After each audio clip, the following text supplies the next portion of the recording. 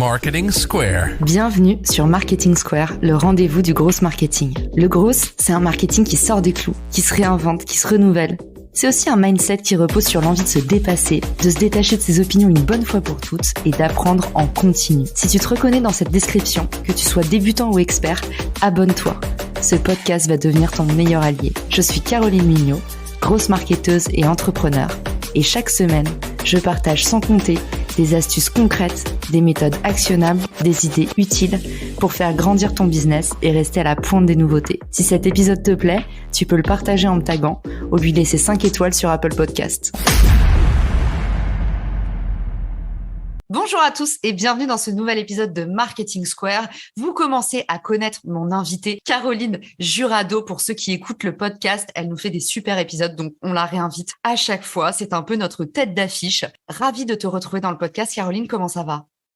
Salut Caro, merci pour l'invitation, ça va hyper bien. Pour ceux qui te découvrent via cet épisode, rapidement nous expliquer les médias sur lesquels tu es présente. Oui, carrément. J'ai un média qui s'appelle Les Cryptos de Caro. Et donc, avec ce média, je suis présente alors un petit peu sur LinkedIn, beaucoup sur TikTok, sur ma newsletter, sur Instagram et sur YouTube depuis peu. Félicitations. Merci. Ça me permet de générer en ce moment 20 000 € par mois. C'est génial et je pense que ça va donner beaucoup de force à tout le monde parce qu'on parle souvent d'économie des créateurs et en fait, à côté de ça, on le sait, bien peu sont les créateurs qui réussissent à monétiser, surtout quand on se lance. Et il y en a beaucoup qui se sont lancés avec le Covid, je pense, aussi enfermés chez eux. Comme on dit, il y a plus de podcasts que d'auditeurs. En tout cas, Caro, ma première question pour toi, c'est comment est-ce qu'on fait pour attirer les fameux sponsors ? Eh bien, moi, je l'ai pas fait dans cette démarche-là à la base, mais en tout cas, j'ai identifié des choses qui m'ont aidé à en avoir. Le premier, c'est effectivement, on se le disait en off, c'est d'avoir une image de marque qui est assez forte, d'avoir des prises de position qui sont engagées et d'avoir une communauté, en fait, qui est assez difficile à toucher. C'est-à-dire qu'à partir du moment où tu arrives à créer quelque chose, à avoir un ton que les gens ont l'habitude d'entendre et sur lequel ils arrivent à se reconnaître, et une communauté qui est difficile à toucher par ailleurs, tu as des marques qui vont arriver toutes seules. En tout cas, c'est mon cas sur ce sujet. Et j'imagine aussi avoir à la fois une régularité dans ta production, dans ton tone of voice, dans ta tonalité, parce que forcément, on parle avec des marques. Donc, les marques, il faut quand même montrer un gage de sérieux. Et puis aussi de la pérennité pour être sûr que tu sois pas un effet buzz et quelque chose qui puisse à terme, alors soit nuire à la marque si tu es un peu trop instable en tant que créateur de contenu, soit faire un flop si au final, tu vois, il y a un effet buzz qui retombe juste après. Tout à fait. Alors moi, j'ai commencé à monétiser, je crois, au bout de 6 mois d'activité, pas avant. Donc, quand je suis arrivée, j'étais déjà très, très stable. Et effectivement, je pense qu'il y a 2 éléments qui sont super importants. C'est ton tone and voice. Moi, j'ai vraiment des marques qui me contactent en me disant, elles s'en foutent presque du volume de ma communauté, mais elles disent, en fait, on adore ta manière de t'exprimer. Et donc, ça correspond à ce que nous, on veut. Donc, on veut bosser avec toi. Et j'ai des marques qui en ont rien à faire de ça, mais qui disent juste ta communauté, c'est une grosse communauté qu'on a du mal à toucher, donc du coup on veut bosser avec toi. Donc il y a un peu différents sujets, mais c'est vrai que j'ai pas été confrontée à des marques qui étaient inquiètes que ça s'arrête, mais je pense que c'est lié au fait que ça faisait déjà un moment que j'étais sur ce terrain-là. Canon. Alors, il y a différentes façons de sponsoriser ces contenus. Toi, de quelle manière tu as été approchée ? Ça prend quelle forme, le sponsoring ? Alors, la première manière dont j'ai été approchée, c'était pour faire un partenariat financier sur ma newsletter. Et ensuite, à partir de là, j'en ai eu quelques-uns sur la newsletter, mais beaucoup sur des vidéos. Donc, ce sont des marques ou des projets qui ont envie que je présente leur projet à mes auditeurs, donc sous format vidéo. J'en ai fait sur TikTok, un petit peu sur Instagram et sur YouTube. Ok. Et du coup, est-ce qu'il y a d'autres formats autour de toi chez les créateurs de contenu que tu observes en sponsoring ? Qu'est-ce que je connais d'autre ? Je pense qu'il y a des posts sponsorisés sur LinkedIn aussi. Ouais. Et sur différents réseaux. Oui. Après, ce qui est super important pour moi, en tant que créateur de contenu, c'est toujours le préciser. Je sais que tous les créateurs de contenu qui font du sponsoring ne le précisent pas. C'est super important pour moi, pour ta communauté, de dire que c'est un sponsoring, mais que tu crois au projet et que d'ailleurs tu le choisis. Mais il faut quand même le préciser, quoi. C'est important et même c'est légal. Même si vous avez une dotation produit, c'est complètement illégal de ne pas préciser que c'est dans le cadre d'une collaboration. Et d'ailleurs, Instagram va déjà dans ce sens-là. Tu es obligé d'indiquer paid partnership. Je pense que toutes les plateformes, même LinkedIn, bon, comme d'habitude, LinkedIn avec 10 ans, 10 ans de retard, mais les plateformes vont s'aligner là-dessus pour plus de transparence, effectivement. Quand un sponsor vient te voir, Caro, toi, tu es une pro du closing. Comment est-ce que tu négocies ton contrat avec les sponsors? Qu'est-ce qui rentre en compte dans cette négociation? C'est quoi les bonnes pratiques, tout ça? Alors, en général, c'est des petits contrats. Enfin, c'est des petits contrats. C'est-à-dire que c'est des contrats pour du one shot. On n'est pas en train de négocier. Alors, c'est pas la même chose si tu négocies un partenariat sur l'année, par exemple, pour une newsletter, mais sur là, des contrats à la vidéo ou à quelques vidéos. En réalité, ça se fait très simplement. C'est-à-dire qu'eux, ils vont te dire, bon, ben, on veut bosser ensemble. Donc, t'as pas toute la partie où tu dois, toi, présenter ta valeur. Genre, t'as pas besoin de dire, ben, oui, mais moi, j'ai tant de visibilité, je fais ci, je fais ça. Les gens veulent déjà bosser avec toi. Donc, ils te demandent juste, en fait, quels sont tes prix pour bosser avec eux. Et donc là, moi, j'ai commencé mon premier prix pour une vidéo, c'était 200 euros. Parce que j'en savais rien, en fait, de combien est-ce que ça se facturait. Et après, j'ai parlé avec d'autres créateurs de contenu qui avaient pas plus de reach que moi, en fait, vraiment, et qui faisaient un peu plus que moi, mais pas trop, et qui facturaient 800 000 euros la vidéo. Et j'étais là, genre, ah putain, je suis un bisu, en fait. Et là, et du coup, du jour au lendemain, aux mêmes gens à qui je disais 200 euros, je leur ai dit 800 euros. Ils m'ont dit OK. Et j'étais là, genre, ah ouais. Donc, en fait, il y a zéro négo, ils s'en foutent. Et après 1000 euros, ben, OK. Donc, en fait, on se retrouve c'est pas vraiment, en fait, ils savent déjà qu'ils veulent bosser avec toi. Ils ont déjà un budget et ils te proposent, enfin, ils te demandent quelque chose. Si jamais t'es trop cher, bah, ils te le diront. Mais c'est pas vrai, c'est jamais vraiment trop un sujet, quoi. T'as raison, il y a une vraie douleur là-dessus. Il y a 6 mois, j'ai sorti ce que j'appelle le Reach Calculator. C'est un outil gratuit. Je vous mets le lien dans les ressources de l'épisode parce qu'en fait, j'ai observé cette même douleur qu'on a les créateurs de contenu, les influenceurs, tous ceux en fait qui monétisent leur contenu, que les marques qui ne savent pas en fait la valeur de leur audience. Et du coup, je me suis rendu compte que tu as complètement raison. Soit tu as des potes soit tu as des bons potes et tes bons potes, ils te disent la vérité et c'est carte blanche et du coup, on s'entraide. Soit tu tombes sur des gens qui te disent n'importe quoi et du coup, tu es complètement à côté du marché. Soit tu fais à vue de nez et puis du coup, on se sous-estime, surtout nous avec nos syndromes de l'imposteur et du coup, on se retrouve à faire des temps de production qui sont pas du tout rentables. Donc, ce petit outil, il vous permet, je vous mets le lien dans les ressources de l'épisode, en fait, de mesurer la valeur de votre audience basée sur les critères du média payant, donc c'est-à-dire de la publicité. C'est un outil tout simple qui peut vous permettre, que vous soyez une marque qui va négocier un partenariat avec une autre marque, ou que vous soyez un influenceur ou un créateur de contenu qui va faire un placement de produit ou un sponsoring, utilisez cet outil, ça vous donnera, même par rapport à votre client en face, une super base de négociation pour dire c'est pas moi qui le dis, c'est dans le dur, c'est pas des bruits de couloir, c'est pas en fonction de ce que fait le voisin. Ça ramène une base saine un peu dans la négo parce que tu as complètement raison de le préciser. Souvent, on est un peu perdu et c'est un peu au bruit de couloir, quoi. Ouais.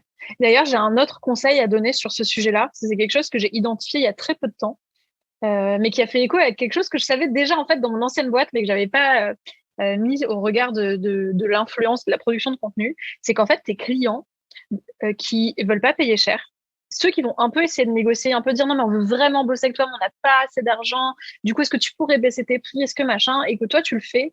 Eh ben, mais moi, en fait, à chaque fois que je l'ai fait, c'était les pires. C'est des gens avec qui j'ai dû faire 2-3 réunions pour une vidéo et qui ensuite voulaient 2-3 réunions de débrief et qui étaient pas contents, etc. Alors qu'ils avaient payé moitié moins cher que d'autres qui, en fait, juste te disent on veut être avec toi, on paye ce qu'il faut et on te fait pas chier. Et en fait, l'économie que ça te fait de temps de travail, de juste bosser avec des gens qui ont envie de bosser avec toi, qui ont de l'argent et qui vont pas te faire chier ensuite, mais c'est un truc de dingue.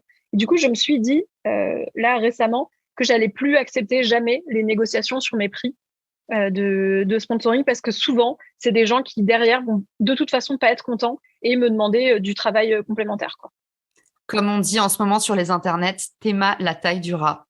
En tout cas, Caro, moi là-dessus, je suis un petit peu moins radicale parce qu'on sait que quand on se lance, on peut pas trop faire sa princesse. Au début, c'est vraiment l'épreuve de l'humilité. Il faut vraiment accepter des petites missions. Voilà, Caro, elle vous le disait. Au début, elle a commencé, elle a fait des vidéos à 200 euros. Donc voilà, si vous nous écoutez, ne partez pas du principe que il faut refuser les clients et faire votre star. Là, on parle vraiment de différents niveaux.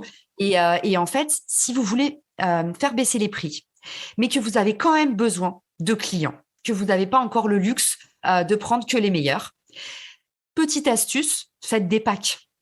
En fait, vous dites, voilà, j'ai besoin d'assurer de la pérennité dans mes revenus parce que je suis indépendant.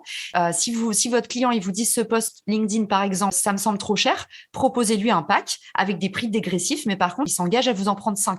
ça c'est un super plan. Mais d'ailleurs, effectivement, je n'étais pas du tout en train de dire qu'il fallait. Enfin, si maintenant, moi, je peux me permettre de le faire, mais c'est parce que j'ai surtout pas fait pendant 6 mois. J'ai jamais fait d'influence à ce moment-là et que du coup, tout d'un coup, tout est arrivé pour moi. Mais effectivement, les packs, c'est pas mal. J'en ai déjà fait quelques-uns. Mais je me suis quand même retrouvée avec des clients qui ont accepté des packs, mais qui m'ont fait chier. Non, mais c'est clair. Mais t'as vraiment raison. Mais pour ceux qui nous écoutent, qui sont en train de se lancer, il Oui, faut aussi qu'on soit transparente, Caro. Et je ouais. sais que tu es 100% d'accord avec moi. Au début, on n'a pas trop le luxe de choisir ses clients. C'est la life. C'est comme ça. Oui, c'est clair. Non, non, mais c'est sûr, hein, c'est sûr. Au début, on n'a pas le luxe. Après, si vous avez la possibilité, comme moi, parce que moi, je vis principalement, enfin, c'était le cas avant, avec mon activité Closing Baby, ça m'était arrivé. Enfin, moi, j'ai refusé la plupart de mes premiers sponsoring, mais pas parce que ils payaient pas assez ou quoi, mais parce que, au contraire, je trouvais que les projets étaient pas bien. Et ça, c'est quand Ah, même super important, tu ouais. vois. Enfin, c'est genre la meilleure raison pour refuser du sponsoring, c'est ça. Et ça, tu peux te le faire uniquement quand tu n'attends pas que ton média devienne ta source de revenus principale à court terme. Ça T'as t'offre un luxe. T'as complètement raison. On a oublié de traiter de cette partie-là, même dans la préparation. C'est Donc, dingue, j'ai pas pensé parce qu'effectivement, cette négo, elle est dans les deux sens. bien Et du sûr. coup, vous êtes aussi en train de valider que vous vendez pas votre âme. Du coup, Caro, qu'est-ce que tu regardes? C'est quoi l'équation parfaite dans ton choix pour un sponsor? Alors, il faut absolument que ce soit. En plus, moi, c'est quand même dans la finance, c'est dans les cryptos. Donc, il faut que ce soit un projet qui soit ultra solide, genre dans lequel soit moi j'investirais, soit dans lequel enfin, un outil que j'utiliserais, tu vois. Ça, c'est super important et adapté à ma cible, en fait. J'essaye de pas présenter des projets que je trouve trop complexes pour ma cible ou pas adaptés. Je l'ai fait quelques fois. C'était des erreurs. C'était quand même des bons projets, mais qui n'étaient pas adaptés à ma cible parce que je savais pas à quel point c'était important, tu vois, de trouver le bon chemin. Et maintenant, je le sais. Donc, il y a vraiment ce truc-là. Canon. Et du coup, de quoi on doit se prémunir dans le cadre justement d'un sponsoring? Est-ce que tu as des petites règles d'or pour éviter Ouais. justement soit décevoir tes audiences, soit décevoir Mm. le sponsor? Qu'est-ce qui peut mal se passer? Alors, mes règles d'or à moi, c'est de pas me transformer en genre agent marketing. Genre, c'est-à-dire qu'à chaque fois que je bosse avec quelqu'un, je leur dis, moi, je m'en moque de combien de clics il va y avoir et de combien est-ce que vous allez convertir. Ça, c'est pas mon sujet. Moi, mon sujet, c'est d'apporter une information qui soit la plus simple et la plus claire possible à mon audience et que si jamais ça soit intéressant, évidemment, de donner les moyens d'aller voir, mais je veux pas être payé au nombre de clics, je veux pas être payé au nombre de conversions, de je sais pas quoi, parce que c'est pas mon game, ça rentre pas du tout dans ma ligne édito. Donc, je veux pas ça. C'est un truc qui est super important pour moi. Et je veux pas non plus être face à un client qui va contrôler ce que je dis. Parce que ce que moi je dis, c'est-à-dire les mots que je vais employer. Parce que ce qui fait toute ma force, c'est ma ligne édito. Et si jamais je dois utiliser un mot plutôt qu'un autre pour parler des choses parce que c'est le client qui veut, je vais pas être moi-même et ça va pas plaire à ma cible et ça ne va surtout pas me plaire à moi. Du coup, ça, c'est des éléments qui sont super importants, genre pas de droit de regard sur ce que je produis et pas de paiement au clic ou je sais pas quoi. Pas de paiement au clic, mais quand même, j'imagine, Caro, que tu fournis des stats détaillées. Ça fait Non, partie du deal? non, Non, non, mais hyper non, non. intéressant. Non, je le fournis pas. Je vais, si jamais j'ai envie d'avoir un partenariat prolongé avec des gens, je peux le faire, tu vois. Je peux me donner le mal de le faire, mais souvent je le fais pas. Je dis mes taux d'ouverture, les gens voient mon reach, tu vois, sur TikTok ou sur des vidéos, mais j'avoue que je vais pas m'embêter à fournir ces informations-là. Ok, et ben tu vois, c'est hyper intéressant. C'est une discussion qu'on n'a jamais eue même ensemble. Mais moi, Ouais. typiquement, le peu de sponsoring que je fais, c'est clairement quelque chose que je fais peser dans la négo, d'apporter en fait des statistiques. Alors comme toi, moi, je veux pas m'engager. Si j'aime Mm. pas cette mentalité marchand de tapis, il y a pas de paiement à la Ouais. performance. Ça Mm. encore, quand vous vous lancez, vous allez certainement devoir le faire. Ne passez pas à côté d'une belle opportunité. Par contre, quand ça fait 10 ans que vous travaillez, le paiement à la performance, non, c'est pas possible. C'est pas comme ça C'est qu'on paye son clair. loyer. Donc, en fait, vous apportez d'autres choses. Passer un certain nombre de followers, passer un certain nombre d'années d'expérience, vous avez plus besoin d'être mis à l'épreuve. Et en fait, comme je vous dis, il y a la preuve sociale, votre autorité, la visibilité, la confiance que vous avez Mm. générée. Ça pèse dans la balance. C'est une valeur immatérielle. Donc, voilà. Pas de paiement à la performance non plus. Pour autant, moi, je vends un petit rapport avec des statistiques détaillées et ça rassure le partenaire. Moi, c'est mon Ah astuce ouais. pour convertir, c'est vraiment de leur dire, regardez, et je leur envoie en masquant les stats ce que j'ai envoyé aux autres pour leur dire, voilà, Mm. c'est transparence totale. Et ça, je sais qu'en général, ça m'aide à convertir un sponsor. Il se dit, ah, c'est cadré, je vais pouvoir montrer ça à ma direction. Et puis aussi, on va pas se mentir, ce qui plaît au sponsor, c'est quand tu lui prémâches son travail. Donc lui, en Mm. fait, le moment où tu lui files une petite fiche avec ton intro, ta présentation, voilà ce que j'ai fait, voilà des exemples. Donc, comme un média kit de toi-même, hein, on est vraiment dans la Mm. marque personnelle, comme une marque. Et puis derrière, tu lui dis ton rapport marketing, t'as rien à faire, je m'occupe de tout. En général, tu peux mieux vendre ton projet, en tout cas plus Ah, cher. mais ouais. Mais là, mais quand tu me dis ça, je me rends compte à quel point je suis à l'arrache, moi. Parce que c'est clair, genre, c'est génial ce que tu décris.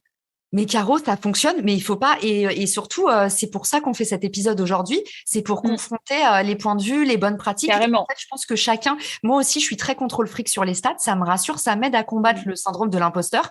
Donc, en fait, quand on me dit ton prix, il est comme ça, je dis, bah, en fait, voilà mes derniers résultats. Mm. Donc, mais c'est la méthode que j'ai trouvée moi. Il y a pas une méthode. Et c'est des choses qui sont Mm. pas tellement documentées pour l'instant. Donc, voilà, je suis trop contente qu'on sorte la boîte de Pandore ensemble. Et justement, sur la partie démarcher un sponsor, toi qui es une championne commerciale, sales, business développement, qu'est-ce que tu conseilles, soit à un petit jeune qui se lance, qui fait ses armes pour aller contacter un sponsor, soit à quelqu'un qui a un peu plus d'autorité, parce que je pense que ces deux personnes peuvent écouter le podcast. Mm. Alors, j'ai jamais eu à le faire, hein. Donc c'est un conseil qui est plutôt théorique. Mais je dirais exactement comme un process de vente classique, en fait. Identifier qui est le sponsor que tu veux, qui est la personne dans l'entreprise à qui tu veux parler, et de lui dire tout simplement que toi, tu animes une communauté qui pourrait être intéressée par leurs produits et que du coup, tu serais ravi d'échanger pour savoir s'il y a des choses que vous pouvez faire ensemble. Ça me semble être le plus simple. Après, quand c'est toi qui vas avoir un sponsor, t'es pas dans les mêmes positions que si c'est l'inverse. Mais je pense que le mieux, c'est d'entamer une discussion comme ça et d'avoir un échange téléphonique au cours duquel tu dis que tu cherches un partenaire qui t'accompagnerait sur un certain nombre de choses et que tu vois si eux, ils sont dans une démarche. Le mail idéal, c'est tout de suite, en fait. Le mot communauté, il est important. Mm. Communiquer sur le bénéfice. Ne commencez pas à vous présenter, je représente. C'est tout de suite le bénéfice. Mon audience correspond à la vôtre. J'ai créé une communauté. Donc, c'est servi sur un plateau Mm. parce qu'on sait qu'une communauté, c'est des gens qui ont du lien aussi entre eux. Donc, ça a beaucoup Mm. plus de valeur qu'une audience. Et puis, tout de suite, être très clair sur la proposition de valeur. Moi, je mettrai quelques chiffres. Bon, après, c'est encore mon biais. Mm. Mais je pense que parfois, vous êtes un peu flou quand vous vous adressez aux marques. Je le vois passer parce que je suis dans le partenariat. Donc, je vois Mm. passer beaucoup de discutons-en. Soyez très clairs.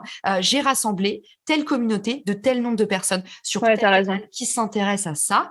Et en dernier, tu nous dis le call to action et toi, tu recommandes le coup de téléphone. Et je pense ça aussi, c'est hyper important. Tout de suite, en fait, donner aux gens les moyens de vous contacter immédiatement. Laissez pas Ah oui, il faut une date, un calendrier, un truc, ça c'est certain. Je suis d'accord avec toi. Canon. Eh ben, merci, Macaro, pour tout ce que tu nous as partagé aujourd'hui. Encore bravo. 20 000 € par mois grâce à du contenu. Il n'y a pas beaucoup de gens qui le font. Alors, tu es tout le temps en train de dire, ah, je suis à l'arrache, tout ça. Mais en fait, c'est juste, t'es au talent et j'espère que ça donnera envie à plein de gens de se lancer parce que vous voyez, au Mm. final, qu'est-ce qu'il y a dans la liste de courses de Caro? Bah, il y a de l'audace, beaucoup de passion pour faire son contenu et puis bah, le fait de toujours aller de l'avant, imaginer de nouveaux formats, créer de la confiance et finalement, on a besoin que de ça dans sa boîte à outils. C'est clair. Merci Macaro, merci à tous ceux qui nous Merci, écoutent. Caro. Où est-ce qu'on peut t'envoyer des petits messages de remerciement pour l'épisode ou te demander des conseils ou s'abonner au Crypto de Caro? Alors, pour m'envoyer des remerciements ou des questions, c'est sur LinkedIn, à Caroline Jurado. Pour s'abonner, c'est lescryptodecaro.com sur la newsletter. Et puis voilà, quoi. Eh ben, je mettrai tout ça dans les ressources de l'épisode. Merci à tous ceux qui nous ont écoutés aujourd'hui. Je vous souhaite une très bonne journée, soirée et à bientôt dans un nouvel épisode. Ciao! Si t'as écouté jusqu'ici, c'est certainement que cet épisode t'a plu. Ce podcast est rendu possible par Richmaker, le Tinder du B2B comme on l'appelle. C'est une plateforme que j'ai lancée et qui permet d'identifier des partenaires compatibles en fonction de ton business. En gros, dis-moi quels sont tes objectifs marketing et je te dirai qui va t'aider à les dépasser au sein de ton écosystème. Pourquoi aller chercher ses clients un par un quand on peut placer sa croissance en pilote automatique? Plus d'excuses, passe à l'action et à très vite sur Marketing Square, le podcast du gros marketing. Marketing Square.